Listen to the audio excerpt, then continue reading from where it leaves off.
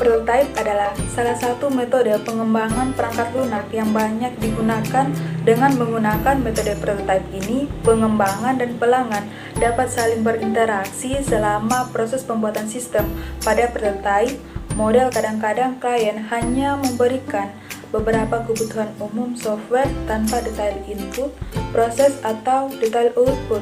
Di lain waktu, mungkin tim pembangun tidak yakin terhadap efisiensi dari algoritma yang digunakan. Nah, tingkat adaptasi terhadap sistem atau operasi atau rancangan form user interface ketika situasi seperti ini terjadi, model prototype yang sangat membantu proses pembangunan software.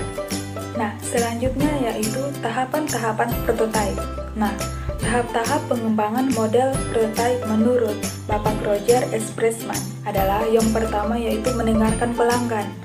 Pada tahap ini dilakukan pengumpulan kebutuhan dari sistem dengan cara mendengar keluhan dari pelanggan. Untuk membuat suatu sistem yang sesuai kebutuhan, maka harus diketahui terlebih dahulu bagaimana sistem yang sedang berjalan untuk kemudian mengetahui masalah yang terjadi. Nah, yang kedua yaitu merancang dan membuat prototype. Nah, pada tahapan ini dilakukan perancangan dan pembuatan prototype sistem. Prototipe yang dibuat disesuaikan dengan kebutuhan sistem yang telah didefinisikan sebelumnya dari keluhan pelanggan atau pengguna. Nah, yang ketiga yaitu uji coba. Nah, pada tahapan ini prototipe dari sistem diuji coba oleh pelanggan atau pengguna, lalu dilakukan evaluasi kekurangan-kekurangan dari kebutuhan pelanggan, pengembangan, kemudian dilakukan kembali mendengarkan keluhan dari pelanggan, lalu memperbaiki prototipe yang ada. Tahapan dalam pembuatan prototyping. Langkah pertama yang akan kita ambil yaitu pengumpulan kebutuhan. Pelanggan dan pengembangan bersama-sama mengidentifikasi format dan kebutuhan keseluruhan perangkat lunak. Mengidentifikasi semua kebutuhan dan garis besar sistem yang akan dibuat. Yang kedua, membangun prototyping. Membangun prototyping dengan membuat perancangan sementara yang berpusat pada pengajian kepada pelanggan.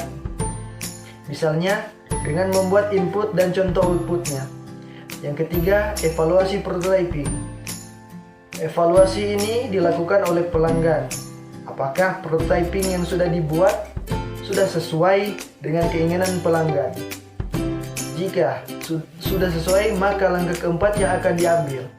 Dan jika tidak, maka prototyping akan diperbaiki dengan mengulangi langkah pertama, kedua, dan ketiga. Keempat, mengkodekan sistem. Dalam tahap ini, prototyping yang sudah dibuat disepakati dan diterjemahkan ke dalam bahasa pemrograman yang sesuai. Yang kelima, menguji sistem. Setelah sistem sudah menjadi suatu perangkat lunak yang sudah siap dipakai, harus dites terlebih dahulu sebelum digunakan. Pengujian ini dilakukan dengan white box, black box, basis pad, pengujian arsitektur, dan lain-lain. Keenam, evaluasi sistem.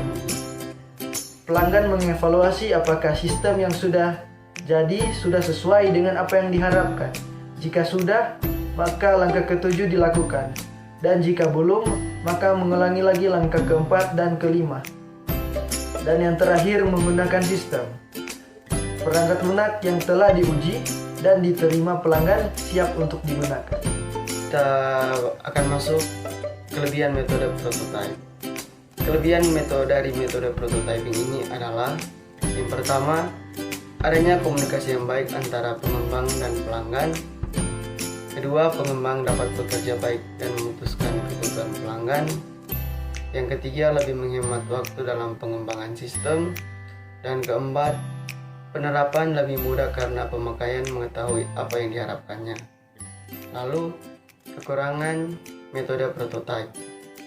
Sedangkan kekurangan dari metode prototyping ini adalah risiko tinggi, yaitu untuk masalah-masalah yang tidak terstruktur dengan baik, ada perubahan yang besar dari waktu ke waktu, dan adanya persyaratan data yang tidak menentu. Yang kedua, interaksi pemakai penting. Sistem harus menyediakan dialog online antara pelanggan dan komputer. Dan yang terakhir, hubungan pelanggan dan komputer yang disediakan mungkin tidak mencerminkan teknik perancangan yang baik.